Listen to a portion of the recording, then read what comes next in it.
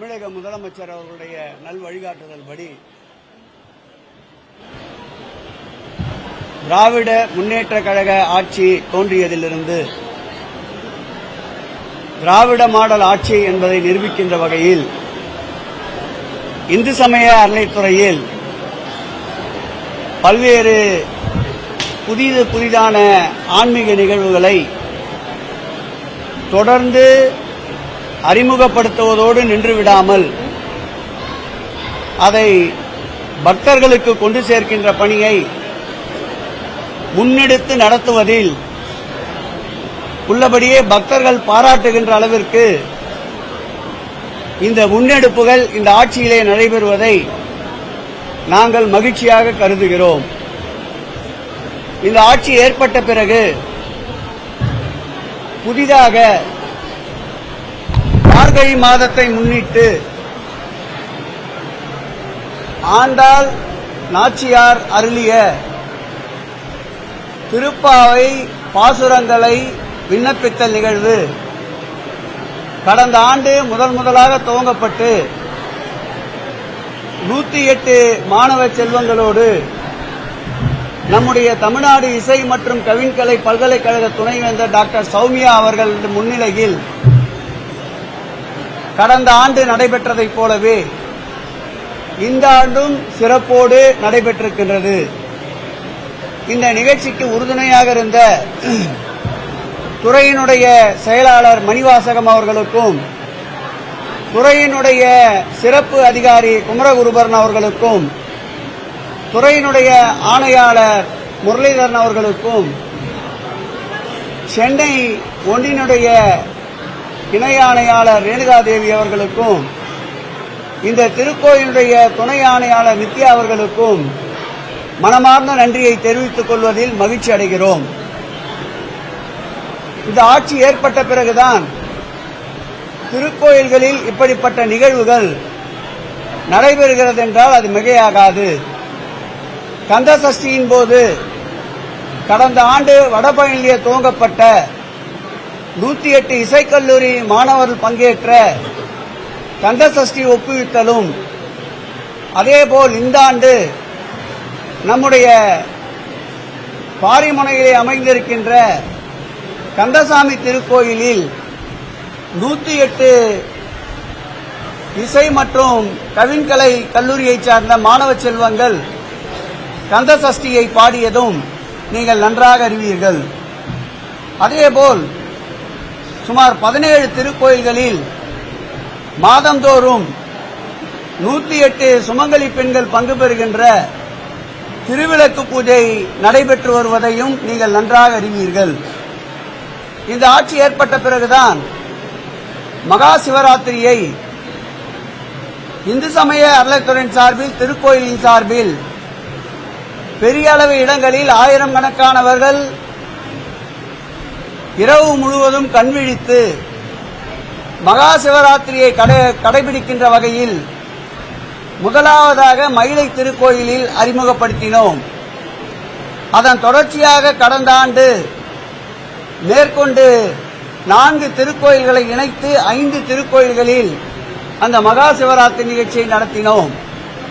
இந்த ஆண்டு மேலும் கூடுதலாக 2 திருக்கோயில்களை இணைத்து மகா சிவராத்திரி நிகழ்வை நடத்த இருக்கின்றோம். இந்த ஆண்டை சேர்த்தால் 7 திருக்கோயில்களில் ஆண்டுதோறும் மகா சிவராத்திரி விழா மிக பிரம்மாண்ட அளவு நடைபெறுவதற்கு திராவிட மாடல் ஆட்சியில்தான் ஏற்பாடு செய்யப்பட்டிருக்கின்றது. அதேபோல் இந்த ஆண்டு புதிதாக 2023ஆம் ஆண்டு நவராத்திரி விழாவையும் நடத்தியிருக்கின்றோம். 10 பிரசித்தி பெற்ற அம்மன்களை ஒரே இடத்தில் பிரதிஷ்டை செய்து பக்த கோடிகள் ஒரே இடத்தில் 10 அம்மன்களை வழிபடுகின்ற அளவிற்கு நிகழ்ச்சியை ஏற்பாடு செய்து தினந்தோறும் கலை நிகழ்ச்சிகள், ஆன்மீக சொற்பொழிவுகள், பாடல்களை ஏற்பாடு செய்து 10 நாட்களை சிறப்பாக அன்றைக்கு நடத்தினோம். அதேபோல் வருகின்ற பக்தர்களுக்கு அன்னதானம் என்பது கடந்த காலங்களில் 2 திருக்கோயில் என்று இருந்ததை மாற்றி 8 திருக்கோயில்களில் நாள் முழுவதும் அன்னதான திட்டத்தை துவக்கியிருக்கின்றோம். அதேபோல் ஒருவேளை அன்னதான திட்டத்திற்கு புதிதாக 17 திருக்கோயில்களை இணைத்திருக்கின்றோம். அதேபோல் இந்த ஆண்டு கூடுதலாக அன்னதான திட்டத்தில் 3 திருக்கோயில்களுக்கு நாள் முழுவதும் அன்னதான திட்டத்தை கொண்டு வருகின்றோம். அதேபோல் திருக்கோயில்களில் வருகின்ற பக்தர்களுக்கு முழுநேர அன்னப்பிரசாத திட்டத்தை இந்த ஆட்சியில்தான் முதலில் அறிவித்தோம்.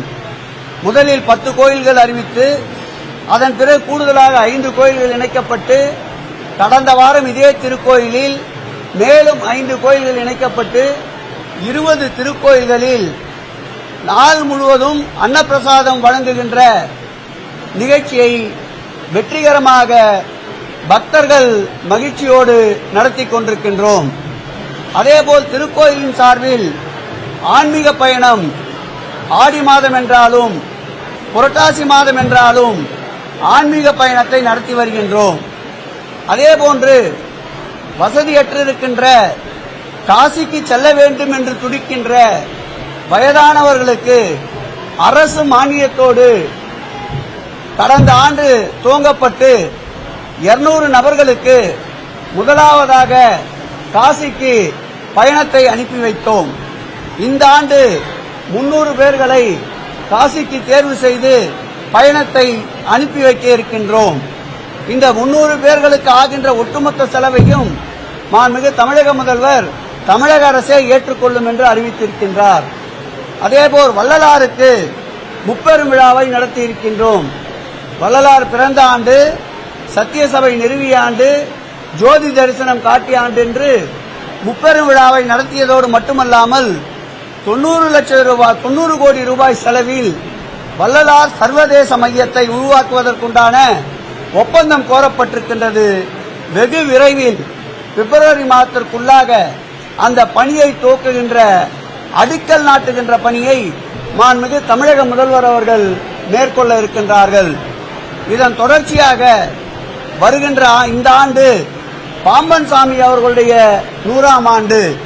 இந்த 100ஆம் ஆண்டு முன்னிட்டு 1967 வெளியிடப்பட்ட பாம்பன் சாமிகளை பற்றிய புத்தகத்தை புது பொலிவோடு மீண்டும் மறுபதிப்பு செய்ய இந்து சமய அறநிலையத்துறை முடிவெடுத்திருக்கின்றது. அன்றைக்கு இதேபோல் 108 கலை மற்றும் கவின்கலை கல்லூரியைச் சார்ந்த மாணவ செல்வங்களுடைய கந்தசஷ்டி பாராயணங்கள் நடைபெற இருக்கின்றது. அன்று நாள் முழுவதும் அன்னதானம் இடுகின்ற நிகழ்ச்சியும் நடத்த திட்டமிட்டிருக்கின்றோம். இந்த ஆண்டு பாம்பன் சாமி 100ஆம் ஆண்டு விழாவை வெகு சிறப்பாக கொண்டாடுவதென்று மாண்புமிகு தமிழக முதல்வர் அவர்களுடைய உத்தரவுக்கேற்ப இந்து சமய அறநிலையத்துறை செயலாற்ற இருக்கின்றது என்பதை மகிழ்ச்சியோடு தெரிவித்துக் கொள்கிறோம். இந்த ஆட்சி ஏற்பட்ட பிறகுதான் ஆன்மீகத்திலே பல புதிய முயற்சிகளை எடுத்து பக்தர்களுடைய மகிழ்ச்சியையும் இறையன்பர்களுடைய மகிழ்ச்சியையும் முழுமையாக பெற்று திகழ்கின்ற ஆட்சி மாண்புமிகு தமிழக முதல்வர் தலைமையிலே செயல்படுகின்ற ஆட்சி என்பதை மகிழ்ச்சியோடு தெரிவித்துக் கொள்ள கடமைப்பட்டிருக்கின்றேன்.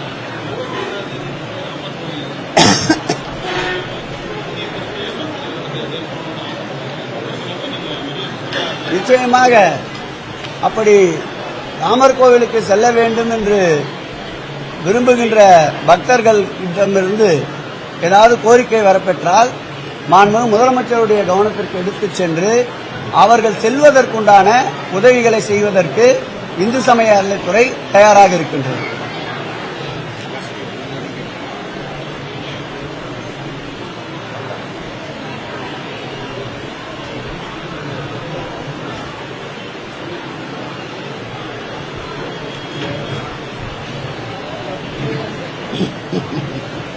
வேற டைவர்ட் ஆகிட்டா நான் வேணா பதில் சொல்றேன். இதோட இம்பார்ட்டன்ட் போயிடும். பரவாயில்ல, ஒரு கேள்வி கேளுங்க.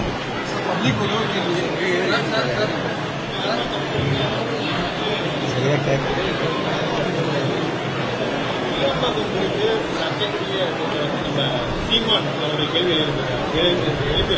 என்ன கேள்வி? பஸ் ஸ்டாண்ட் வந்து நாங்கள் கேட்கவே இல்லை, இருந்தாலும் அதை கட்டி தந்துருக்காங்க.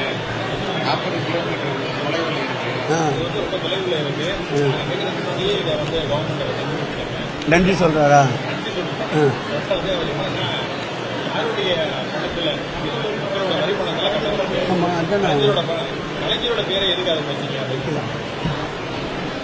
மறைந்தும் மறையாமல் வாழ்ந்து கொண்டிருக்கின்ற முத்தமிழறிஞர் கலைஞர், பாடுகின்ற பாட்டாளிகள், உழைக்கும் வர்க்கத்திற்கு சொந்தக்காரர்கள், ஆண்டான் அடிமை என்றிருந்த நிலையை மாற்றி ஏற்றத்தாழ்வுகளை அகற்றி அனைவரும் சமம் என்று பாடுபட்ட கிட்டத்தட்ட 80 ஆண்டுகளுக்கு மேலாக தமிழக மண்ணில் உழைத்த, தமிழுக்கு பெருமை சேர்த்த, தமிழக மக்களுடைய நலனில் அக்கறை கொண்ட, தமிழகத்துடைய பல்வேறு முத்திரைகள், பல்வேறு நினைவுகள் அவரின் சார்பிலே இருக்கின்ற இந்த நல்ல சூழலில் கிளாம்பாக்கு பேருந்து நிலையத்திற்கு கலைஞர் நூற்றாண்டு விழா பேருந்து நிலைய முனையம் என்று வைத்ததில் எந்த தவறும் இல்லை.